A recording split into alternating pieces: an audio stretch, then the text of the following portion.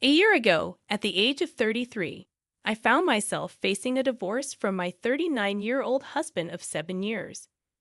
We had met during an internship where he was training as a surgeon, and our relationship had flourished. Despite both achieving our career goals, our marital bliss took a nosedive, particularly when my mother-in-law, Karen, moved in with us. Karen never concealed her disdain for me, convinced that I was with her son solely for financial gain. Although my husband willingly supported me as a stay-at-home wife, I brushed off Karen's attitude as typical mother-in-law behavior. However, my complacency waned when I noticed her growing close to a female friend of mine, Caitlin. Karen consistently brought up Caitlin in conversations, even comparing us in front of my husband. Initially, I believed Karen was attempting to steer my friend towards my husband, thinking Caitlin was a more suitable match. I couldn't have been more mistaken. It turned out that my husband was the one pursuing Caitlin, having cheated on me with her for over 2 years. When he finally requested a divorce, he openly admitted his infidelity and his desire for Caitlin to replace me in his life. The pain and anger I felt were magnified when he offered me alimony, which I promptly declined, wanting no part of his money. To add insult to injury, both my ex-husband and mother-in-law mocked me, claiming they were doing me a favor by offering a financial head start. They doubted my ability to survive without their support, confidently asserting that I would come crawling back within 6 months. Little did they know that as soon as the divorce proceedings were finalized, I had a different plan in mind. After securing a cozy apartment with my savings, I delved into the job market, eager to move forward. Soon enough, I landed an interview for a high-ranking position at a prestigious private clinic. It was there that I crossed paths with Garrett, my now fiancé, who happened to be my boss. What began as a typical office romance turned into a whirlwind. Within 4 months of dating, Garrett proposed, offering me the choice to continue working alongside him or opt for a comfortable life as a stay-at-home partner. As I navigated this new chapter, my ex-husband remained largely absent from my thoughts. Pride prevented me from indulging in the post-breakup habit of stalking his social media. However, about a week ago, my ex reached out, expressing a desire to talk. Initially, I dismissed and blocked him upon discovering the message's origin. Yet persistence prevailed, and the following day he showed up at my workplace. After some reluctance, I agreed to a lunch meeting, expecting a one-on-one conversation. To my surprise, his mother joined us. During the lunch, my ex went on a remorseful tirade, expressing regret for their past actions and desperately seeking forgiveness.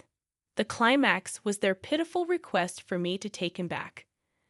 Unimpressed, I labeled their plea as pathetic and reminded them of their earlier prediction that I would be the one crawling back to them within 6 months.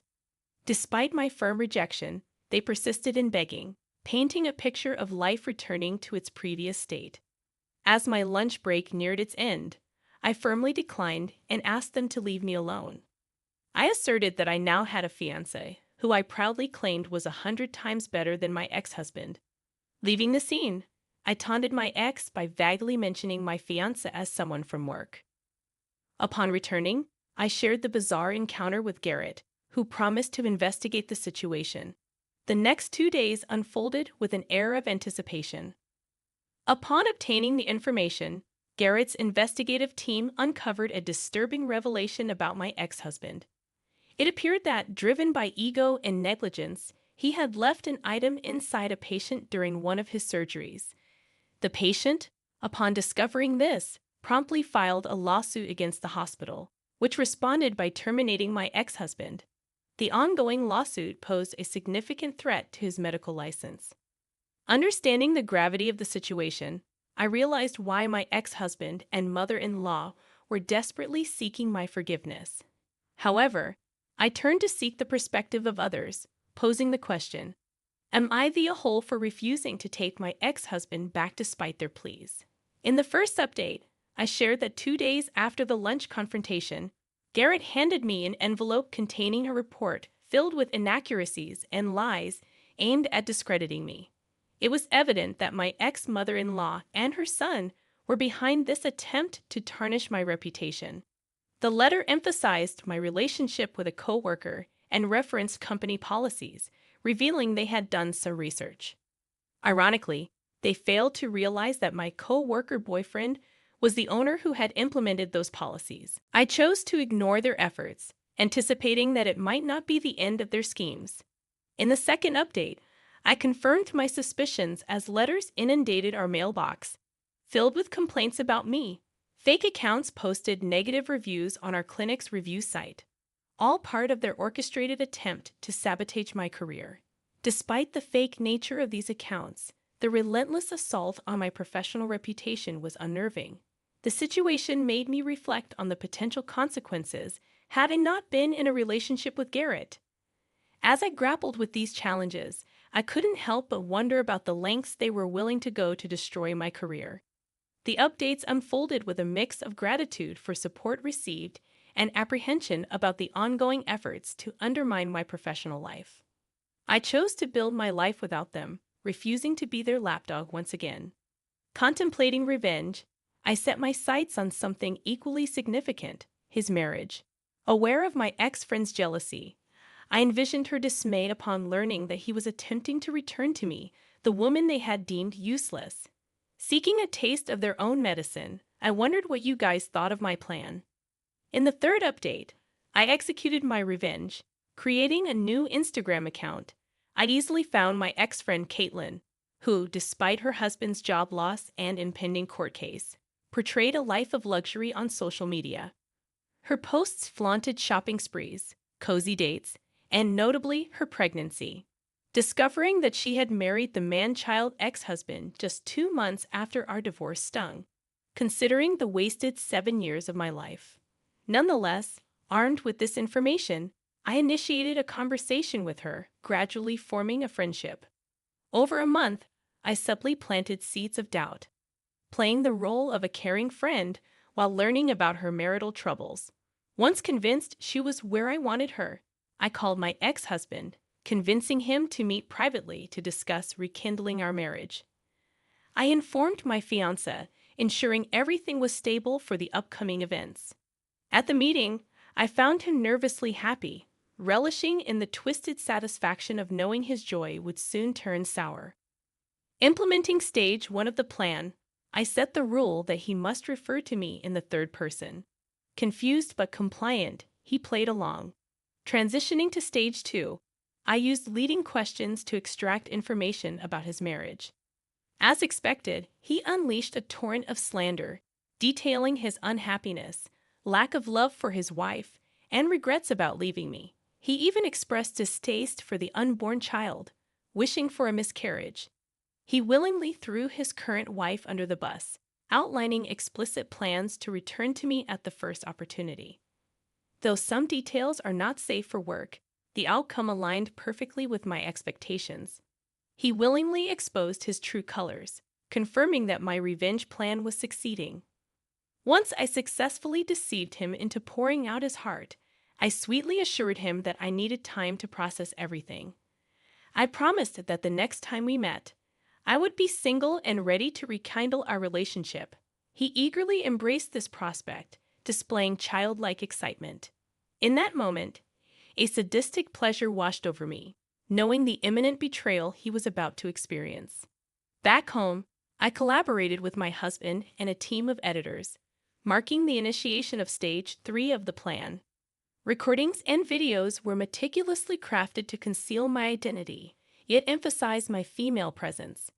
His words were strategically edited to magnify their negative impact.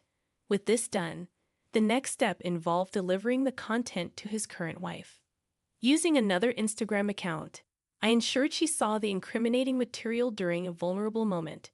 Engaging in a feigned sympathetic conversation, I artfully fueled her anger.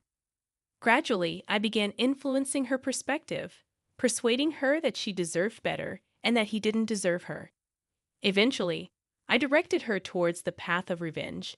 Continuing the act of a concerned friend, I encouraged her to divorce him and take everything, emphasizing that he wanted to return to his ex-wife. With the seeds of discontent planted, she fell into my manipulative web, convinced that leaving him penniless was the appropriate course of action. In the fourth update, I gleefully reported that my plan had worked. A week after the revelation, he called me in a fit of rage, threatening retaliation for deceiving him.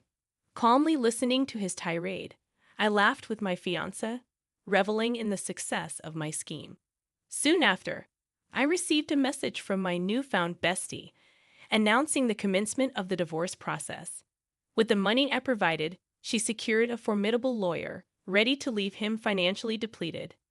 As usual, I continued my manipulative influence, planting sinister ideas in her mind. Once convinced that she had turned against him, I disappeared, citing business as an excuse. The onslaught of letters also ceased, signaling the apparent success of my elaborate plot. So, it seemed they had finally realized I wouldn't be getting fired anytime soon. After the whole divorce ordeal and my ex-husband going off on me, I received a surprising message from him just 1 month and a few days later. He claimed he wanted to apologize for what happened. Initially shocked and suspicious, my doubts were confirmed when he suggested we have dinner on him as an apology gift. He also expressed a desire to discuss the possibility of rekindling or at least becoming friends again, emphasizing that we were friends before lovers. Discussing this with my fiancé, we both harbored suspicions and decided to play along. My fiancé had someone discreetly watch and follow him to uncover any potential ulterior motives. It didn't take long for the suspicions to be validated. 3 days before the planned date, he visited a store known for its background deals on certain substances, including roofies. Upon further investigation, it became clear that he intended to drug me during the date, film compromising scenes, and then use it as leverage for various purposes, possibly including blackmail, money, rekindling the relationship, or assistance with his court case. The horrifying realization of his intentions left me horrified. Reacting to this revelation, my fiancé proposed a counterplan, suggesting we give him a taste of his own medicine. The day before the scheduled dinner, we arranged for a male stripper to discreetly follow me on the date, keeping a distance until the drugged food or drink was switched. Once the effects kicked in, the stripper would intervene and capture the moment, intending to send the footage to his wife and those suing him. Executing the plan flawlessly, I met up with him on the arranged day, enduring another round of his apologies and remorseful speeches. He admitted to falsely accusing me of sabotaging his marriage, even thanking the unknown person behind it. While engaging in this conversation, I observed him drugging my drink, but managed to switch it in the nick of time. Once he consumed the tampered drink, I calmly excused myself to the bathroom, anticipating his inevitable follow-up. True to expectations, he soon entered the dimly lit hallway, only to be swiftly seized and taken away. The plan had successfully unfolded, and I awaited the aftermath of our strategic retaliation. I played my part by inquiring about him and settling the bill that night.